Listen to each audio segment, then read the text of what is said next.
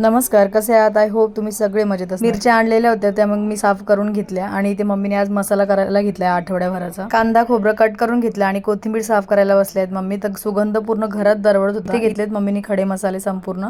इथे मिरच्या घेतल्या 3 प्रकारच्या, घट्ट करण्यासाठी, रंग येण्यासाठी आणि तिखटपणासाठी। आणि कोथिंबीर घेतली। इथे कांदा खोबरं भाजून घेतले। त्यानंतर इथे खडे मसाले भाजायला घेतले। त्यामध्ये धने, लवंग, मिरे, तमालपत्र, लाल फूल, दगडी फूल, चक्री फूल, खसखस इत्यादी सगळे मसाले मम्मीने भाजून घेतले। आणि त्यानंतर घेतले इथे मिरच्या भाजायला। त्यावर थोडंसं तेल टाकलं आणि तेल टाकून मिरच्या भाजून घेतल्या। मिरच्या भाजून झाल्यावर जरा वेळ तव्यावरच पडू दिल्या, त्याच्यामुळे त्या क्रिस्पी होतात। त्यानंतर इथे मसाला पूर्ण भाजून घेतलेला। मसाला पूर्ण भाजून झाल्यावर त्यावर टाकले हळद, जिरे आणि मीठ टाकून घेतलंय। इथे मिरच्या छान क्रिस्पी झाल्या। थोडा थोडा मसाला वाटून घेतलाय पूर्ण आणि नंतर एक जीव करून डब्यात पॅक करून ठेवला।